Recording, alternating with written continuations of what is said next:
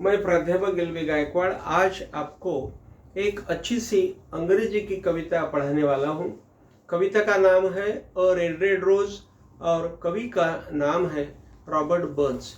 देखिए, यह पोएम 1794 में लिखी गई है और ये स्कॉट लैंग्वेज में लिखी गई है।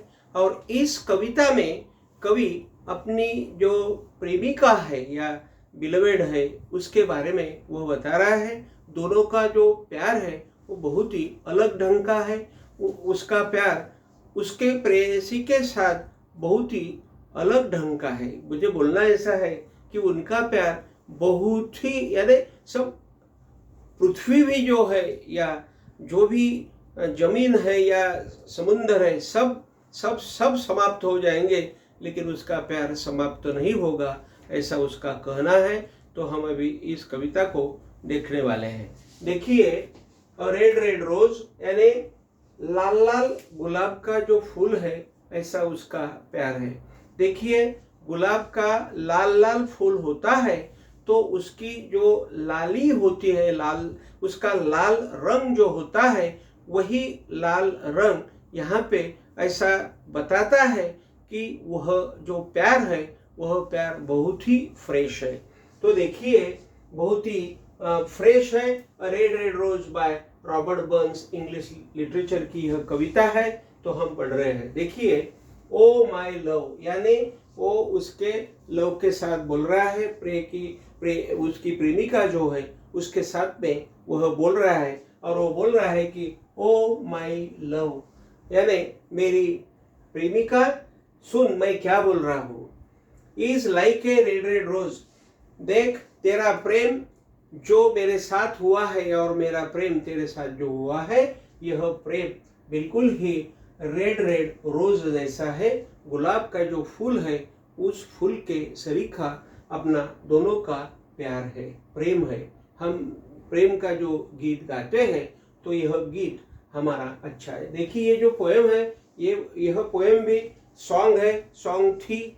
इस सॉन्ग का रूपांतर उस कवि ने कविता में कर लिया तो यह कविता बन गई। तो वह बोलता है ओ माय लव यानी मेरा प्यार, is like a red red rose, बिल्कुल मेरा प्यार जो गुलाब का फूल होता है बहुत ही प्यारा होता है और उस लाल लाल गुलाब के सरीका मेरा यह प्यार है। जैसे कि एक गीत हमने सुना है, लाल लाल ओठों पे गोरी किसका नाम है, ऐसा एक गाना है। तो उसी तरह से यह कवि ने यहाँ पर बताया है और मुझे लगता है कि इसी कविता का जो भी भाग है वह उस गीत में, हिंदी फिल्म के गीत में आया हुआ है। दैट इज न्यूली स्प्रंग इन जून यानी वह क्या बोलता है, दैट यानी उसका लव इज है, न्यूली यानी बिल्कुल ही नया है, और स्प्रंग यानी वो जन्मा हुआ है, इन जून यानी जून महीने में। यानी जून महीने में जैसा ये जो गुलाब का फूल होता है उसका जन्म होता है, वो गुलाब का जो फूल होता है वो जन्म लेता है, वो वहाँ उसका जो भी गंध होता है या उसका बिल्कुल ही अच्छी तरह से उसका स्प्रेड होता है, उसी स्प्रेड गुलाब का स्प्रेड जैसा होता है निसर्ग में, जो गुलाब का फूल बिल्कुल ही अच्छी तरह से दिखता है ऐसा उसका प्यार उसे दिख रहा है। और उसका जो प्यार है उस प्यार की तुलना वह गुलाब के फूल के साथ कर रहा है। और वह गुलाब का फूल मई महीना जो है वो उस मई महीने में वह जो गुलाब का फूल है वह पैदा हुआ है, उसका जन्म हुआ है। उसी तरह से इस कवि का प्यार भी अच्छा सा जन्मा हुआ है, मई महीने में जन्मा हुआ है। यह तुलना बहुत ही अच्छी तुलना है, नेचुरल है। उसने निसर्ग का यहाँ पर सपोर्ट लिया हुआ है, निसर्ग में वह फूल है, वैसा ही यह यहाँ का प्यार है। और कवि भी एक निसर्ग में आया हुआ आदमी है और उसकी प्रेमिका भी निसर्ग में आई हुई एक औरत है। तो देखिए, ऐसा एक यहाँ पर उसने बताया हुआ है। Oh my love is like the melody, यानी वह अभी क्या बोल रहा है कि ओ माई लव, यानी प्रेमिका के साथ वो बोल रहा है कि oh my love is like the melody, यानी तुम मेलोडी जैसे हो, तुम्हारा प्यार मेलोडी जैसा हो।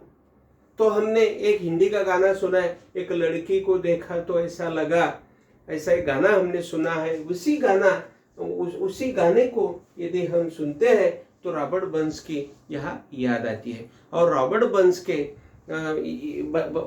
बर्न्स के गीत को सुन के ही शायद उस कवि ने ये गीत लिखा हुआ है, मुझे ऐसा लगता है। तो देखिए, oh my love is like the melody, यानी मेरा लव जो है वो मेलोडी जैसा है, यानी संगीत जैसा है।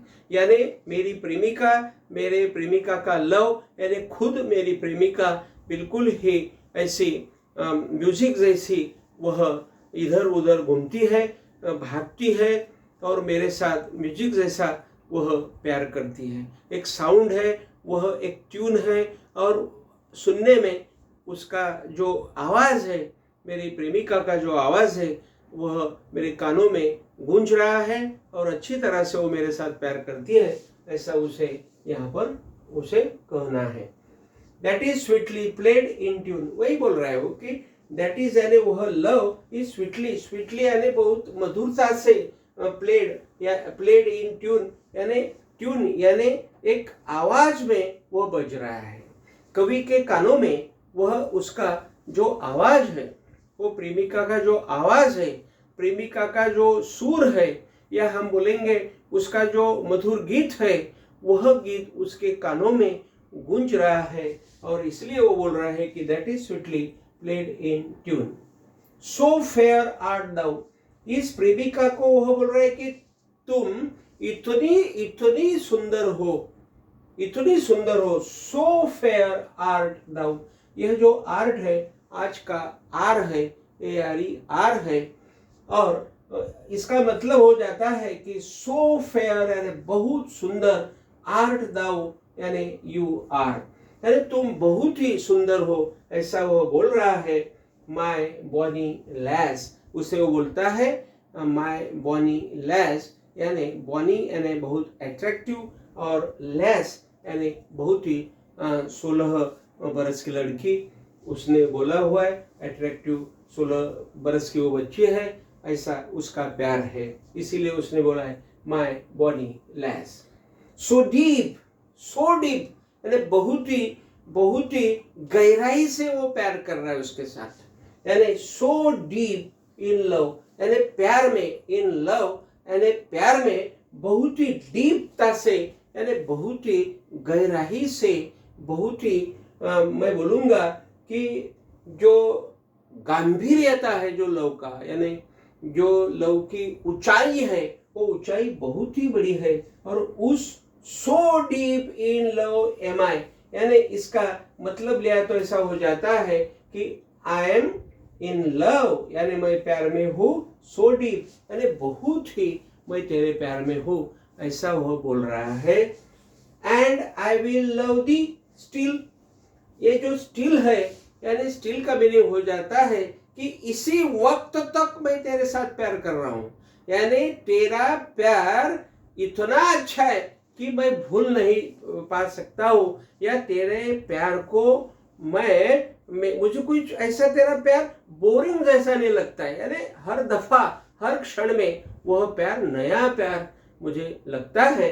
इसीलिए वो कवि बोल रहा है कि I will love the still, यानी अभी भी मैं तेरे साथ प्यार करूँगा, जब भी तू मेरे साथ आएगी तो मैं तेरे साथ प्यार करूँगा, क्योंकि तेरा जो प्यार है, यह प्यार शायद किसी भी प्रेमिका का नहीं है, किसी भी स्त्री का यह प्यार नहीं है, माय डियर। और हमेशा वह उसे माय डियर ऐसा बताते चल रहा है।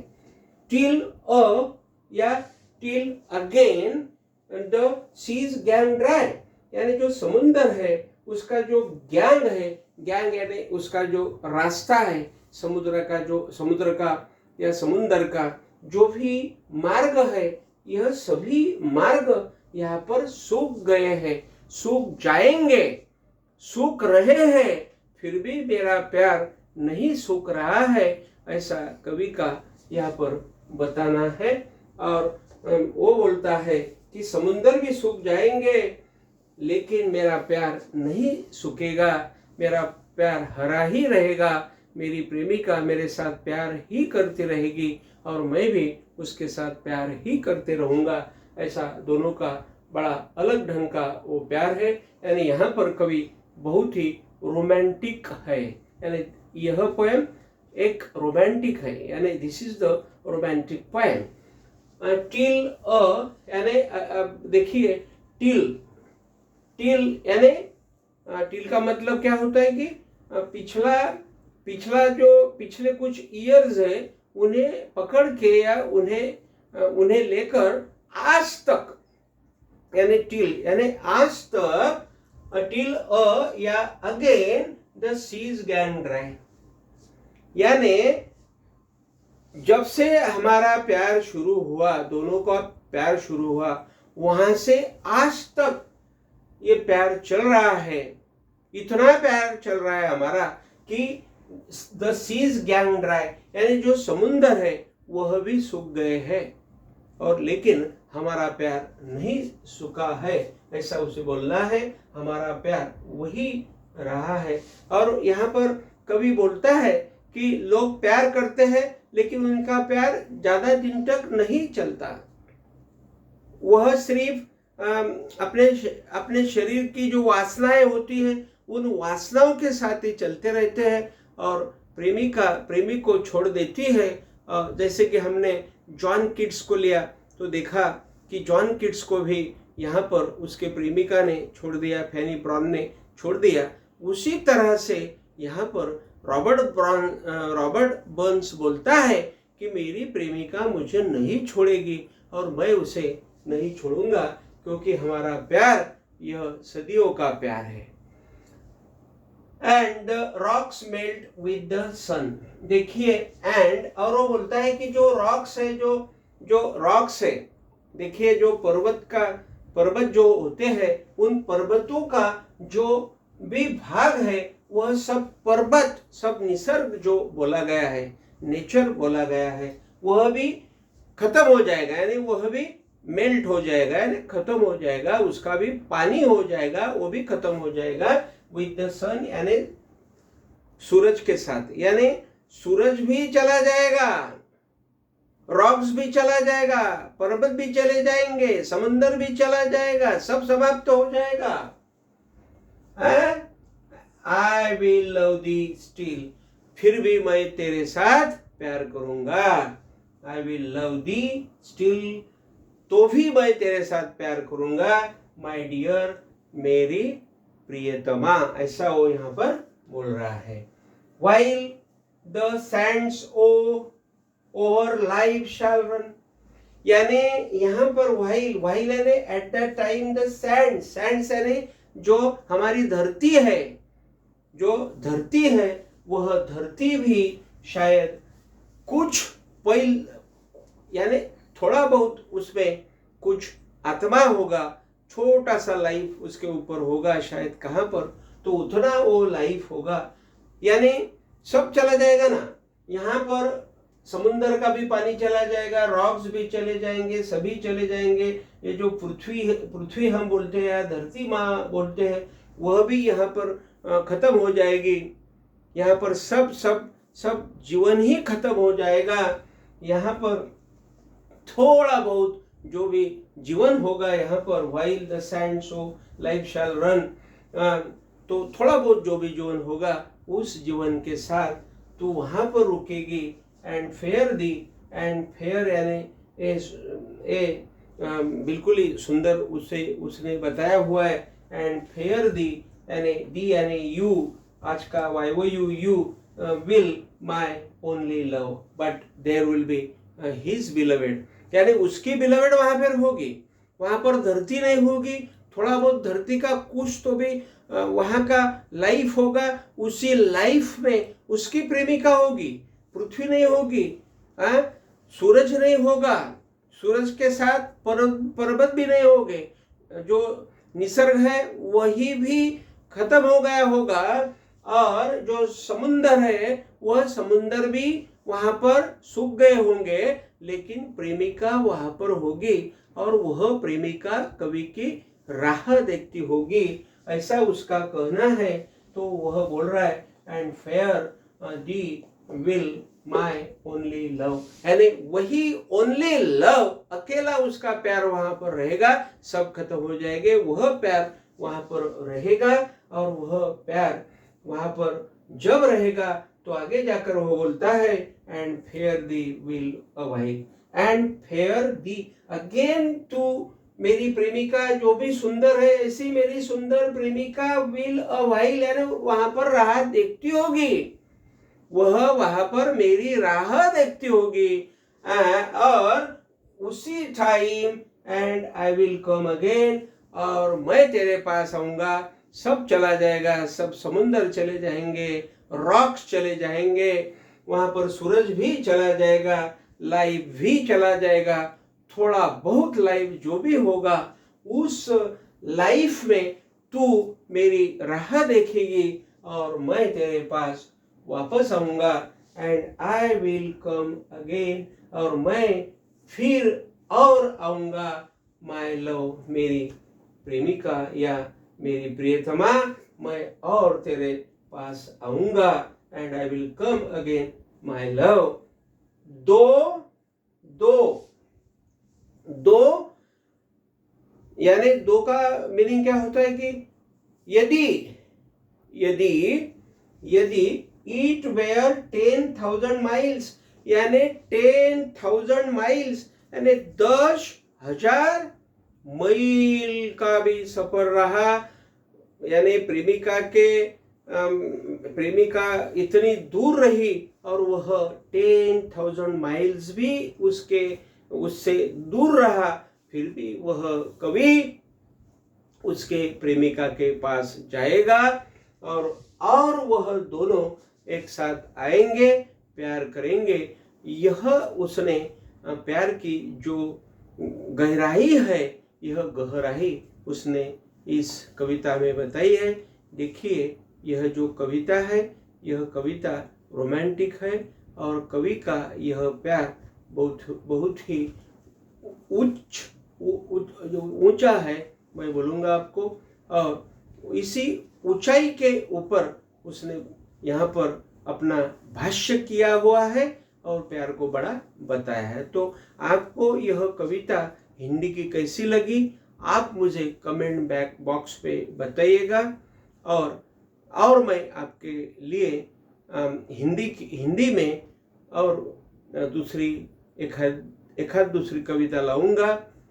यदि आपको किसी कविता पर टीचिंग यदि मेरे से होना है, या आप टीचिंग सुनना चाहते हो या पढ़ना चाहते हो, तो उस कविता का भी नाम कमेंट बॉक्स में देना है।